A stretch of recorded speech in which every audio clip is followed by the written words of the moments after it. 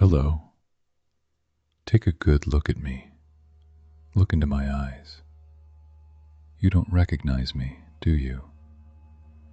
And yet I am the most familiar creature in your universe. We share the same face. We share the same voice. But if you look closely, you will see the difference. I do not slouch. I do not carry the heavy, invisible weight of regret on my shoulders. My eyes do not dart around the room, desperately seeking the approval of strangers. I am at peace. I am powerful. I am completely, unapologetically alive. Do you know who I am? I am the person you were supposed to become. I am the ghost of your ultimate potential, and I have come here today to tell you that you are letting me die.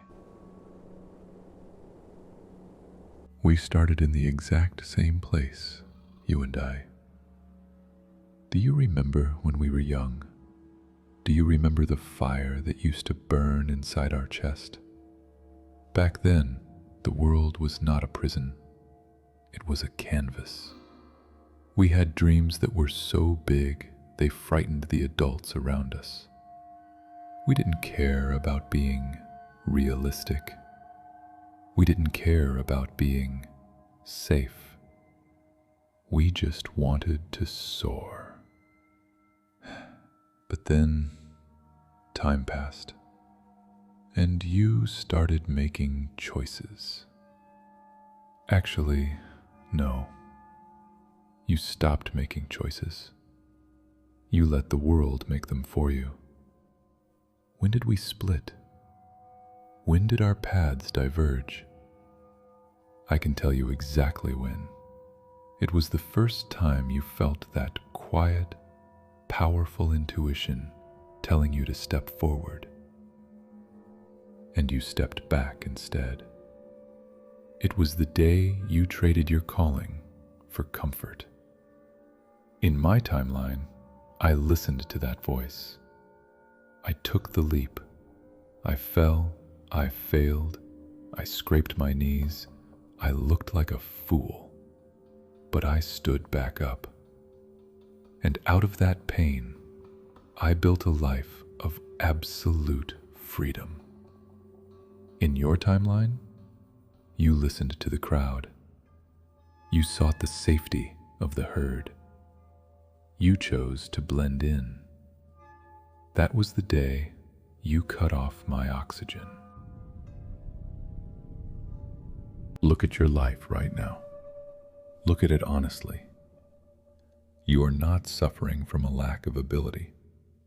You are suffering from a disease called comfort.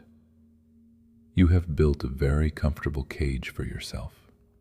You have a roof over your head, enough food in the fridge, and a glowing screen to distract you from the quiet desperation in your soul. But comfort is a silent killer. It doesn't murder you violently.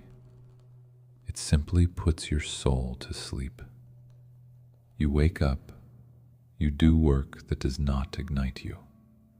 You exhaust yourself paying for things you don't actually need to impress people you don't even like. You return home entirely drained of your life force. And then, to cope with the emptiness, you numb yourself. You scroll, you watch, you consume. You escape into digital worlds because your real world is too painful to look at. You call it relaxing. You call it getting through the week. I call it a slow, painless suicide.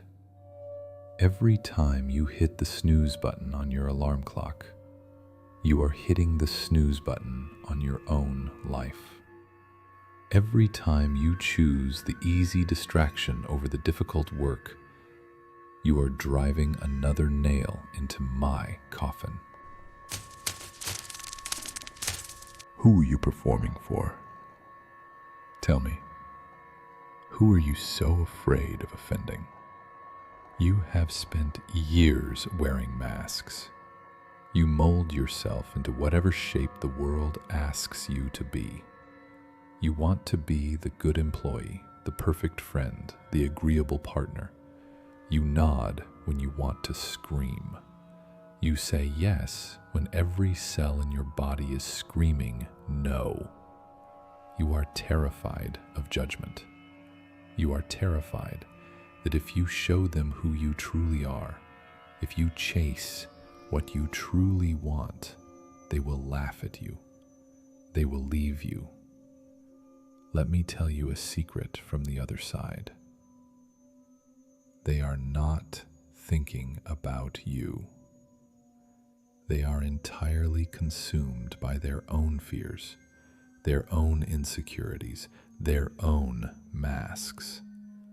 By sacrificing your true self to please them, you are performing a play for an empty theater. You are burying your unique, unrepeatable existence just to fit into a mold created by a society that doesn't even know where it is going. Stop apologizing for taking up space. Stop asking for permission to live your own life.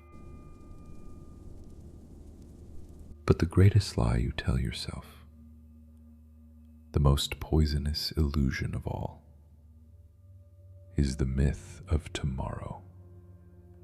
I will start tomorrow. I will write that book when I have more time. I will leave this toxic situation when the time is right. I will tell them how I feel later. Listen to me carefully. Tomorrow is a graveyard. It is where human potential goes to die. The right time does not exist. The stars will never align perfectly.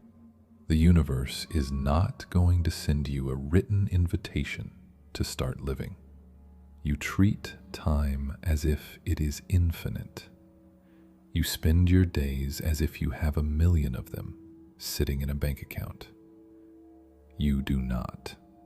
Every second that passes is a second you are closer to the end.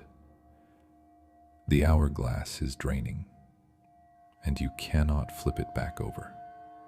There will come a day, and it will arrive much sooner than you think, when there are no more tomorrows left.